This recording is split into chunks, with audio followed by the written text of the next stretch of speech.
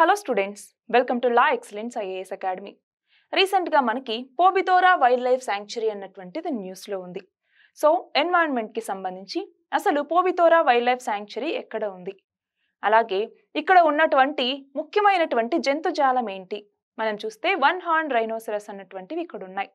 అలాగే ఇప్పుడు దీనికి సంబంధించి ఎందుకు న్యూస్లో ఉంది అంటే అక్కడ అస్సాం గవర్నమెంట్ అన్నటువంటిది ఇదిగో ఈ వైల్డ్ లైఫ్ శాంక్చురీ స్టేటస్ ఏదైతే ఉందో దానిని 1998వ సంవత్సరంలో అక్కడ ఉన్నటువంటి ఫారెస్ట్ డిపార్ట్మెంట్ అన్నటువంటిది యూనిలేటరల్ గా అంటే ప్రభుత్వంతో ఎలాంటి సంప్రదింపులు లేకుండా ఫారెస్ట్ డిపార్ట్మెంటే నిర్ణయం తీసేసుకునేసి ఇలా వైల్డ్ లైఫ్ శాంక్చురీ కేటగరైజేషన్ అన్నటువంటిది అంటే నోటిఫికేషన్ అన్నటువంటిది ఇవ్వటం జరిగింది. సో ఇది కరెక్ట్ కాదు అన్నట్టుగా ఇప్పుడు దాన్ని డీనోటిఫై చేస్తూ అస్సాం ప్రభుత్వం నిర్ణయం తీసుకుంది. అస్సాం ప్రభుత్వం ఎందుకు? పోబితోరా వైల్డ్ లైఫ్ శాంక్చురీ అన్నటువంటిది అస్సాంలోనే ఉంది కాబట్టి. మరి ఈ నేపథ్యంలో సుప్రీంకోర్టు ఏం చెప్పింది? ఇదిగో మీరు ఇప్పుడు డీనోటిఫై చేయటం అన్నటువంటిది ఆపండి, హాల్ట్ చేయండి అన్నట్టుగా చెప్పిందనమాట. ఆ నేపథ్యంలోనే మనం దీని గురించి చదువుకుంటున్నాం.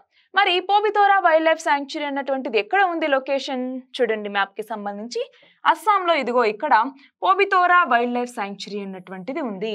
మరి దీనికి వైల్డ్ లైఫ్ శాంక్చురీ స్టేటస్ ని ఎప్పుడు ఇచ్చారు అంటే 1998లో నోటిఫికేషన్ ద్వారా ఇచ్చారు. సో మనల్ని అడగచ్చు. అలాగే మనకి తెలియాలి ఈ రైనోసరస్ కి సంబంధించి ఒకసారి ఇక్కడ చూడండి. రైనోస్ కి సంబంధించి ప్రాజెక్ట్ రైనో అంటే రైనోస్ యొక్క పాపులేషన్ ని కాపాడాలి ఎక్స్టింక్ట్ అవ్వకుండా అనేసి తీసుకొచ్చినటువంటి ప్రాజెక్ట్ అన్నమాట. ఇది ఏ సంవత్సరంలో తీసుకొచ్చారు? 2005లో.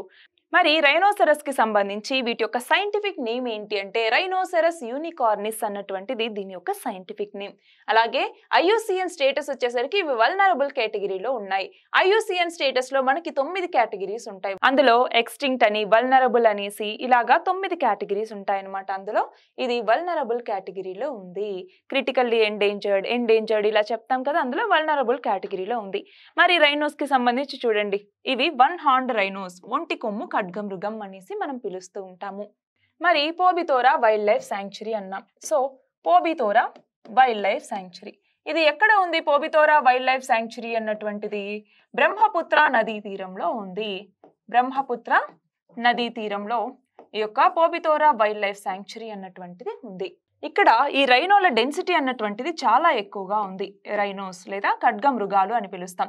మరి రైనోస్ యొక్క అత్యధిక డెన్సిటీ ఎక్కడ ఉంది అంటే Kaziranga national park. Kaziranga national park అన్నటువంటిది ఎక్కడ ఉంది? అస్సాంలోనే ఉంది. ఇక్కడ అత్యధికంగా ఈ వన్ హార్న్ రైనోస్ ఉన్నాయి. దాని తర్వాత రెండవ అత్యధికంగా వచ్చేసరికి ఈ పోబితోరా వైల్డ్ లైఫ్ శాంక్చురీ అన్నటువంటిది. సో ఇక్కడ రైనోసరస్ ని ప్రొటెక్ట్ చేయటం అన్నటువంటిది కూడా మనకి అంతే ఇంపార్టెంట్. అలాగే ఈ పోబితోరా వైల్డ్ లైఫ్ శాంక్చురీని మనం మినీ కాజీరంగా అని కూడా పిలుస్తూ ఉంటాం. మినీ కాజీరంగా అనేసి దేనికి పేరు అని అడిగితే పోబితోరా వైల్డ్ లైఫ్ శాంక్చురీ. మరి వీటి యొక్క ప్రొటెక్షన్ స్టేటస్ అన్నటువంటిది ఇందాక ఆల్రెడీ చూసాము. ప్రొటెక్షన్ స్టేటస్ మనకి ఏవైనా ఈ జంతుజాలానికి సంబంధించి వచ్చినప్పుడు టైగర్స్ కానివ్వండి, లేదంటే లయన్స్ కానివ్వండి, లేదు అనుకుంటే ఇలా వన్ హార్న్ రైనోస్ కానివ్వండి, ఎలిఫెంట్స్ కానివ్వండి, ఇలా చదువుకునేటప్పుడు మనం వాటి యొక్క ప్రొటెక్షన్ స్టేటస్ ఏంటి అనేసి మనకి తెలియాలి. అందులో ఒకటి ఐయుసిఎన్ రెడ్ లిస్ట్ అంటాం. IUCN red list. ఈ ఐయుసిఎన్ రెడ్ లిస్ట్ లో ఏ కేటగిరీలో ఉంది? ఇందాక చెప్పుకున్నట్టుగా వల్నరబుల్ కేటగిరీలో ఉంది. వల్నరబుల్. ఐయుసిఎన్ అంటే ఏంటి? International union for conservation of nature అంటాము. ఇది రెడ్ లిస్ట్ అనేసి ఇదొకటి పబ్లిష్ చేస్తుంది అనమాట. Red list. ఆ రెడ్ లిస్ట్ లో వల్నరబుల్ కేటగిరీలో ఉంది. అలాగే మన భారతదేశంలో వైల్డ్ లైఫ్ ని అంటే వన్య మృగాల్ని సంరక్షించడం కోసమే వైల్డ్ లైఫ్ ప్రొటెక్షన్ యాక్ట్ అన్నటువంటిది ఉంది. ఏ సంవత్సరంలో వైల్డ్ లైఫ్ ప్రొటెక్షన్ యాక్ట్ ని తీసుకొచ్చారు? దీని ఆన్సర్ కమెంట్ సెక్షన్ లో ఇవ్వండి. మరి ఈ వైల్డ్ లైఫ్ ప్రొటెక్షన్ యాక్ట్ లో మనకి షెడ్యూల్స్ అనేసి ఉంటాయన్నమాట. షెడ్యూల్ 1, షెడ్యూల్ 2, షెడ్యూల్ 3, షెడ్యూల్ 4 అలా ఉంటాయి.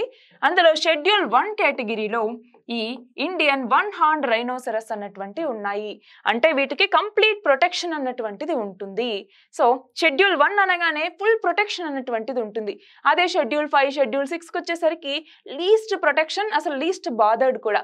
ఆ మిడిల్లో ఉన్న వాటికి ప్రియారిటీ బేసిస్ లో తగ్గుతూ వస్తుంది. సో రైనోసరస్ కి సంబంధించి ప్రొటెక్షన్ స్టేటస్ అన్నటువంటిది మనకి గుర్తుండాలి. Protection status. మరి మన భారతదేశంలో ఉండేటటువంటి రైనోసరస్ ని ఇండియన్ రైనో అని కూడా పిలుస్తూ ఉంటాము.